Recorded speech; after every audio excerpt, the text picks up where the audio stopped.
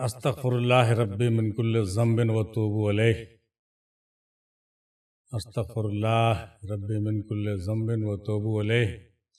استغفر اللہ نفس والوجود۔ استغفر اللہ من حجابۃ والغفلۃ۔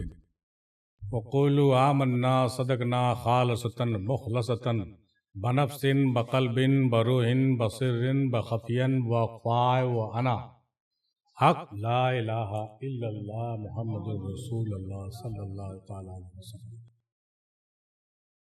انی وجہت وجہ الذی فطر السماوات والارض حنیفا وما انا من المشرکین وحق لا الہ الا اللہ محمد رسول اللہ۔ اشہد ان لا الہ الا اللہ لا شریک لہ الہیا واحدا احدا صمدا لم یتخذ صاحبۃ ولا ولد ولم یکن لہ کفوا احد۔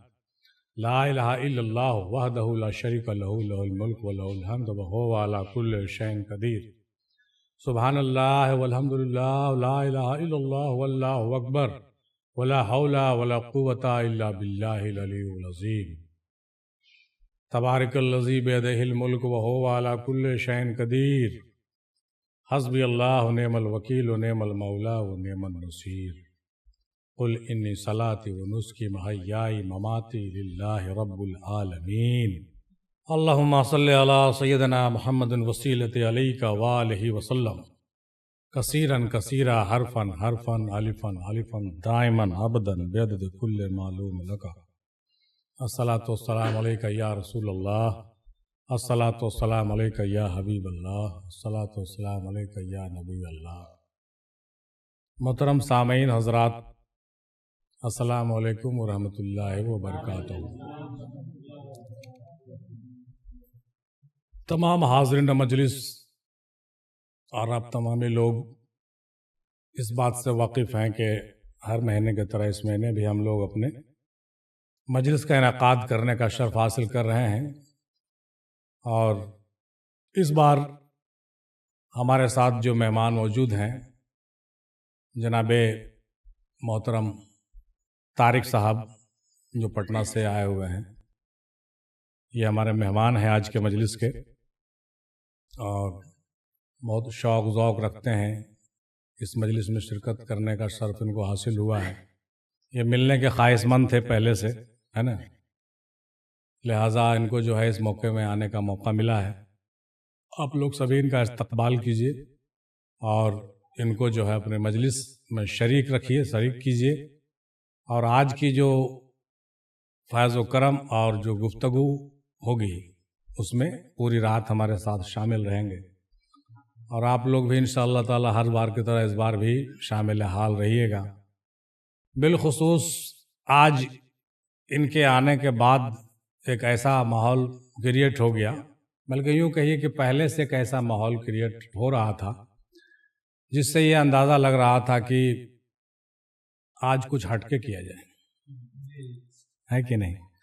چونکہ بیان اور بیانات بہت سارے ہوتے رہتے ہیں، بہت سی گفتگو بھی ہوتی رہتی، بہت ڈیپسٹ تھاٹ اور ڈیپسٹ اسٹڈی اور ریسرچ کی بات ہم لوگ تو کرتے رہتے ہیں، لیکن آج ہمارے طرف سے بھی یہی رہے گا کہ ہم جو ہے زیادہ سے زیادہ آج ہم اپنے کلام کو پڑھنے کا شرف حاصل کریں گے،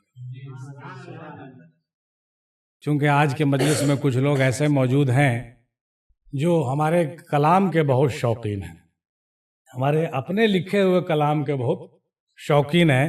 تو آج ہم جو ہے چاہ رہے تھے کہ آج کلام ہی پر پورا فوکس رہے گا، اس کلام کے بیان میں بیچ بیچ میں ضرورت پڑے گی تو ہم اس کا تبصرہ بھی کریں گے، کیونکہ کلام میں بھی معرفت ہوتی ہے، کلام میں بھی عشق اور محبت ہوتی ہے، کلام میں بھی بہت سی ایسی چیز ہوتی ہے جس کی ریسرچ کی ضرورت ہے نا۔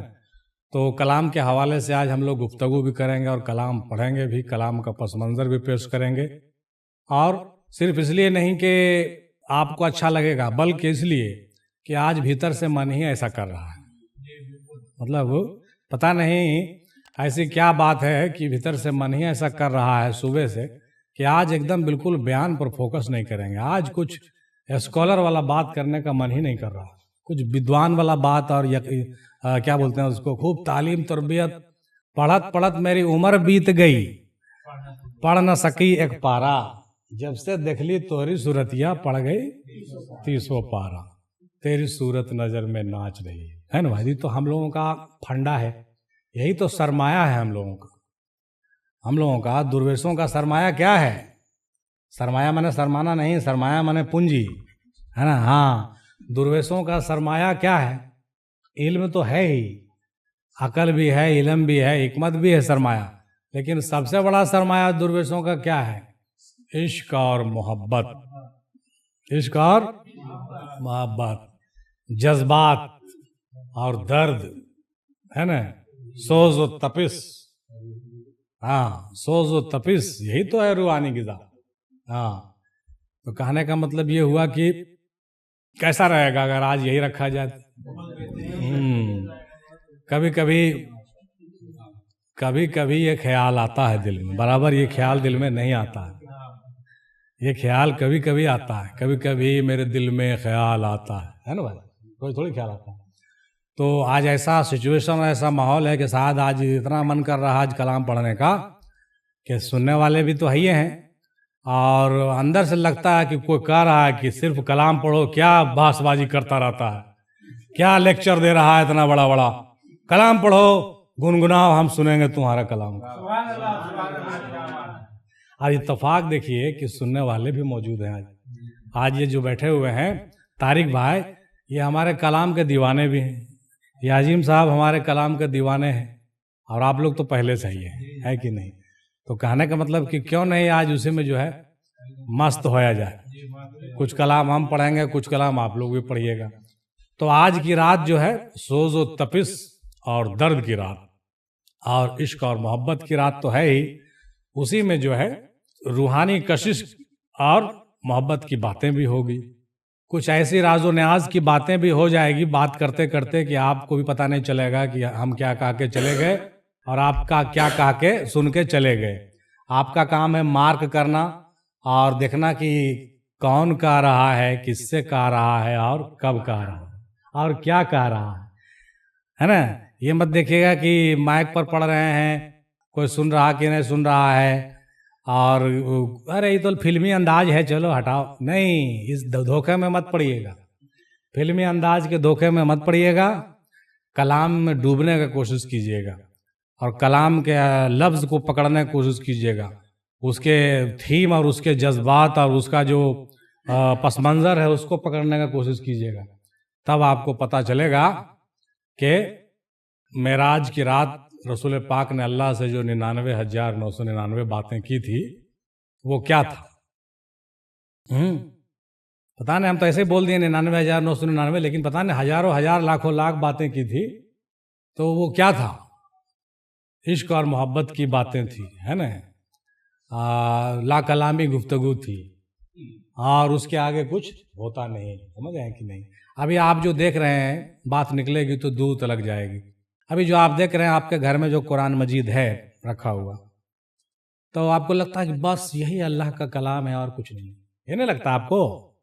اللہ کا کلام یہی ہے، لیکن حقیقت یہ ہے کہ اللہ تعالیٰ کے کلام کا ایک بہت ہی 0.01% کہیے تو کہنے کا مطلب یہ ہوا کہ قرآن شریف جو آپ کے گھر میں 30 پارہ ہے وہی خالی اللہ کا کلام نہیں ہے، اور بھی ایسی باتیں ہیں جو اللہ کا کلام ہے، اور وہ یا تو مولا علی کے پاس ہے، یا تو مولا علی کے نائبوں کے پاس، یا تو علی کے پاس ہے یا تو ولی کے پاس۔ کہہ دیجیے سبحان اللہ جی۔ وہ کلام جو ہے اللہ تعالیٰ کا یا تو ولی علی کے پاس ہے یا تو ولی کے پاس، اور اتنے پر اکتفا مت کیجیے، اور بھی اللہ تعالیٰ کا کلام جو ہوتا رہتا ہے وہ بھی اللہ کا ہی کلام ہے، اور وہ بھی قرآن ہی ہے جو اپنے ولیوں سے وہ کرتا رہتا ہے۔ خود دادا سرکار میں مندی رحمۃ اللہ علیہ کہا کرتے تھے، کہہ رہے کیا کہیں تم لوگ کو، کہیں گے تو سمجھ میں نہیں آتا ہے، آوے گا، ارے میرے کان میں آ کر کے کوئی بولتا رہتا ہے اور میں سنتا رہتا ہوں، میرے کان میں آ کر کے کوئی بولتا رہتا ہے اور میں سنتا رہتا ہوں۔ اب اس سے پتہ کیا چلا؟ اس سے پتہ چلا کہ اللہ کا کلام اپنے ولیوں کے ساتھ آج بھی ہوتا رہتا ہے نا؟ مختلف صورتوں میں ہوتا ہے، مختلف طریقے سے ہوتا ہے، تو جو لوگ سننے والے ہیں وہ سنتے بھی ہیں، جو لوگ سمجھنے والے ہیں وہ سمجھتے بھی ہیں، اور اس کا اثر جو ہے اس ولی اللہ کے کلام سے بھی آپ کو ظاہر ہوگا. جب اللہ ولی اللہ سے کلام کرتا ہے تو اس کا اثر جو ہے اس ولی اللہ کے زبان سے باہر نکلتا ہے. مطلب جیسا وہ سنتا ہے ویسا وہ بولتا ہے،